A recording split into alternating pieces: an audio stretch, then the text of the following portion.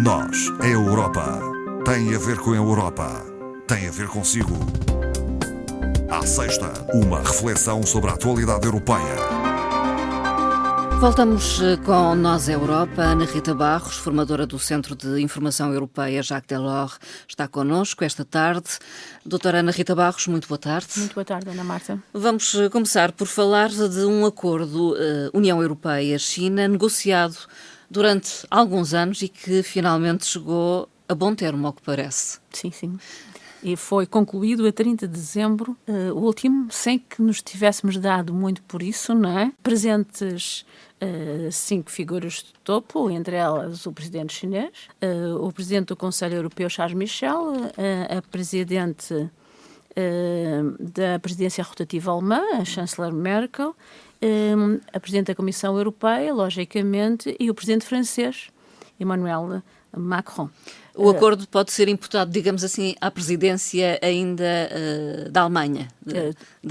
Penso que totalmente, porque nestes 13 anos, houve 35 rondas de negociação. E só foi concluído com grande esforço da presidência alemã, sem dúvida, porque...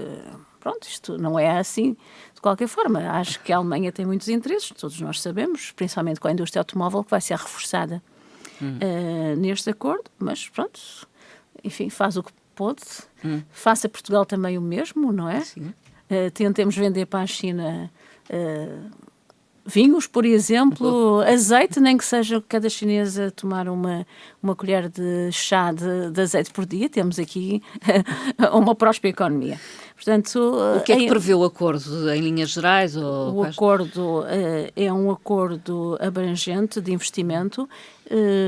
Podemos dizer que já existia um acordo de investimento com a grande parte dos Estados-membros europeus, todos exceto a Irlanda, mas este vai muito além do investimento que existia entre os acordos com os diversos Estados-membros. É uma forma de demonstrar a força da União Europeia e prevê o acesso ao mercado, a eliminação de restrições quantitativas e limites de capital. Ou seja, por exemplo, qualquer chinês que tenha um lugar de topo, portanto, bastante qualificado, pode vir viver para a Europa durante um prazo máximo de 3 anos, ou até pode vir por representar um determinado capital de uma nova empresa chinesa sediada ou com sucursais na Europa. Portanto, são estas as grandes alterações. O acordo visa principalmente o sector automóvel, claro que define como um sector automóvel com fontes energéticas diferenciadas, também define um privilégio no sector da saúde, e aqui a França ter estado presente na negociação é importante. As comunicações também estão abrangidas e os transportes marítimos e aéreos. A União Europeia, pós-acordo, indicou, e vamos citar, como o mais ambicioso alguma vez concluído pela China com um país terceiro. Já havia acordos com outros países ou Estados... Exceto a Irlanda, já havia. Mas digamos que é uma demonstração também, um interesse na União Europeia fazer esta convenção antes da presidência dos Estados Unidos tomar posse, para demonstrar a força das relações externas europeias. É bem aceito este acordo? Os parlamentares europeus já se manifestaram porque o acordo tem que ser ratificado pelo Parlamento Europeu e alguns já fizeram críticas fundamentalmente no que se refere aos direitos laborais. Nós conhecemos a inexistência de sindicatos independentes na China, os campos especiais de trabalho, digamos assim, entre aspas, os centros de educação e formação profissional de Xinjiang, e são questões que estão na ordem do dia. A Comissão Europeia já veio indicar que o acordo vincula as partes no respeito pelos valores europeus e que a China se comprometeu a aceitar as regulamentações da Organização Internacional do Trabalho. No entanto, não define prazos para essa ratificação pela parte chinesa. Veremos o que é que acontece. Doutora Ana Rita Barros, uma outra questão tem a ver com o mercado único. Está a caminho de prefazer 30 anos e continua a ser fundamental a defesa deste mercado único? É talvez o aspecto mais sensível e visível, mais sentido da União Europeia. E agora esteve na ordem do dia por causa do Brexit, não é? Exato. Da pandemia também e da defesa do Estado de Direito daqueles nossos Estados companheiros, a Hungria e a Polónia. Passa um pouco à margem do comum de nós, dos benefícios do mercado único. Sim, nós não sentimos. Aliás, costuma-se dizer que os benefícios do mercado único só são notórios quando se perdem. Por exemplo, a Irlanda teve que alterar toda a sua rede energética porque a rede energética passava pelo Reino Unido, então para chegar ao continente europeu, o que dificultava depois em normas de aplicação. E então, subsidiada pela União Europeia, alterou a sua interligação, passando a ser através da França, exatamente para poder ultrapassar esta questão. A defesa do mercado único faz parte daquilo que podemos dizer serem as prioridades da presidência portuguesa da União Europeia. Sim, principal. Pretende-se alargar o mercado único para além do consumo que nós sentimos mais e da livre circulação a outros campos, que é o campo social e digital. Para isso, a presidência portuguesa já marcou uma cimeira extraordinária no próximo mês de maio no Porto, que se irá realizar presencialmente ou não, mas dedicada exatamente a estes domínios digital e social que são importantes no mercado interno, até porque cada vez mais o digital está na ordem do dia, até para simples aquisição dos bens de consumo. Os dados do mercado interno reforçam que este mercado aumenta o rendimento per capita dos cidadãos europeus, é responsável por cerca de 3,6 milhões de empregos diretos e nós vimos bem o que foi a importância e o impasse das negociações do Brexit, exatamente para defender uma fronteira com a Irlanda do Norte, a livre circulação aí, ou as cotas pesqueiras das embarcações europeias para fazer frente à concorrência desleal das frotas britânicas, não é? Agora é preciso evoluir no mercado único, extravasando aquilo que nós conhecemos e passando do aspecto económico para outro aspecto, por exemplo, o da saúde, que nós sentimos bem, ou que estamos a sentir, e que, segundo os últimos dados, na questão da pandemia, a Alemanha, por exemplo, concedeu ajudas aos seus cidadãos em cerca de 16% da sua riqueza, a Bélgica em cerca de 12% do seu PIB e Portugal cerca de 8%. Portanto, continua a haver grandes diferenças que é preciso esbater e alargar o mercado único. E fala-se nisso? Sim, pensa-se nisso? Pensa-se muito, muito seriamente, não é? É, de facto, uma das grandes ganhos da União Europeia, exatamente o mercado único. A Comissão Europeia lança um novo plano migratório. Temos deixado de ouvir falar nas migrações, mas continua a ser uma questão premente. Sim, uma questão não resolvida. E que é extremamente importante. E a Comissão, através do Vice-Presidente, responsável pela agenda migratória, veio dizer que pretende lançar o plano em 2021.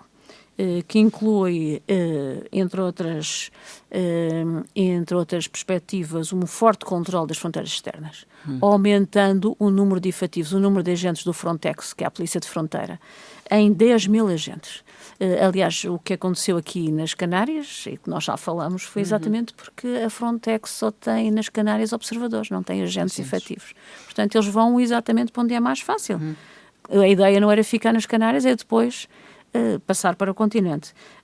A proposta da Comissão inclui um sistema integrado de gestão da migração. Desde que o imigrante chega até voltar ou não para o seu país, o que a Comissão pretende é agilizar a rapidez. Nós vemos aqueles campos em que as pessoas estão ali dias e dias, portanto, realizar exames médicos, definir o seu perfil e que esse tempo seja reduzido o mais drasticamente possível.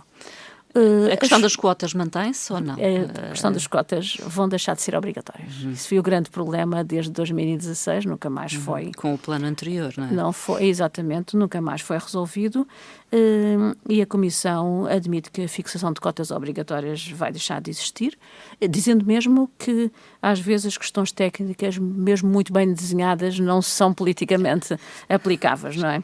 Segundo a proposta, não haverá esta obrigatoriedade de receber migrantes, mas o Estado-membro que não queira receber os refugiados paga aos outros. Uma espécie de tornas de compensação que são receitas da União Europeia, que depois transferirá para os países que queiram receber os migrantes. Esta é uma questão do Mediterrâneo, mas que abarca todos os 27 e que tem tido muitas implicações em termos de posições mais extremistas na Europa, como nós sabemos. Vamos a um outro tema, tem a ver com as vacinas para Covid-19. Há uma das farmacêuticas que pediu autorização para distribuir a vacina. Exatamente. Na Europa. Portanto, é a empresa britânica, a AstraZeneca, que já pediu à Agência Europeia do Medicamento e cuja aprovação deverá ocorrer no próximo dia 29, dia em que reúne o Comitê Científico da Agência Europeia. Tem sido agilizado este processo de autorização? Sim, há umas críticas a dizer que tem sido muito rápido, até que mesmo depois da entidade reguladora aferir a sua segurança, ele é imediatamente aplicado no mercado. Portanto, é administrado, e de maneira que surgem críticas nesse sentido, mas a agência informou que tem acompanhado todo o processo, desde os ensaios clínicos até aos testes, já durante a fase de testes e de produção. Portanto, desde que seja ratificado, desde que seja aprovado o produto que está em condições de ser aplicado aos cidadãos e de entrar no mercado. Estas certificações, portanto, como nós sabemos, normalmente longas, neste caso têm sido muito rápidas.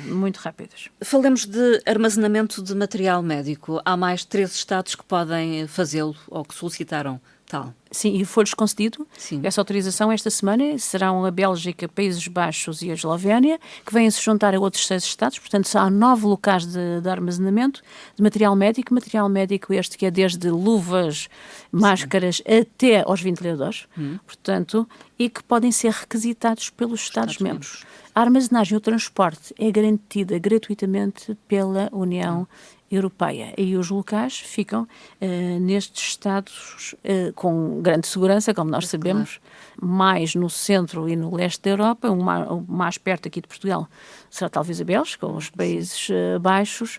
Os outros temos a Grécia, a Dinamarca, portanto a Hungria e a Alemanha também. Construção de parques eólicos em Portugal foram financiados pelo Banco Europeu de Investimento. Sim, 2 parques.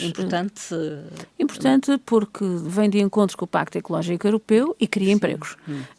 Portanto, são 2 parques, um em Catanhede, no distrito de Coimbra, e um em Pinhel, no distrito da Guarda, financiados pelo Banco Europeu de Investimentos e por um banco privado português, o BPI, e a exploração será da EDP, Energias Renováveis. Vem de encontro com as metas fixadas no Pacto Ecológico Europeu de utilizar fontes renováveis no consumo final até 2030 com uma cota mínima de 32%. Porque falamos do Pacto Ecológico Europeu, já agora a referir que há uma consulta pública a decorrer neste âmbito. A consulta pública é sobre a legislação que a União Europeia irá promover nesta área e tem a ver com a restauração da natureza, ou seja, recuperação de ecossistemas danificados na Europa, porque, como nós sabemos, ajudarão a reduzir os impactos das catástrofes naturais.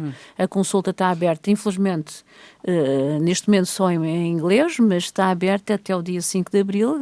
As pessoas interessadas podem ir à consulta pública Ambiente na União Europeia e consultam esta temática. Há uma passagem de testemunho de capital verde da Europa, de Lisboa para uma cidade finlandesa. Lahti. Portanto, é hoje. Lahti é uma cidade pequena, com 120 mil habitantes, que fica cerca de 1 hora de Helsínquia, mas é a primeira cidade finlandesa a ser cidade verde. O título é um reconhecimento da União Europeia às cidades que trabalham em prol dos objetivos também do plano ecológico e das metas do clima, alterando comportamentos dos seus cidadãos, reduzindo resíduos e atenuando as alterações climáticas. E hoje passa, então, para essa cidade. A terminar, doutora Ana Rita Barros, como é habitual, uma frase, escolheu um tema em particular. A migração. A migração. Portanto, já que falámos, exatamente. Pouco, e é uma sim. frase de um comissário, Margaritis Chinas, grego, vice-presidente da Comissão e que é responsável pela agenda da migração. E, segundo o comissário, afirmou, não é a crise económica ou o aumento das desigualdades que explica o auge dos populismos, na Europa, mas o fracasso na gestão da questão migratória.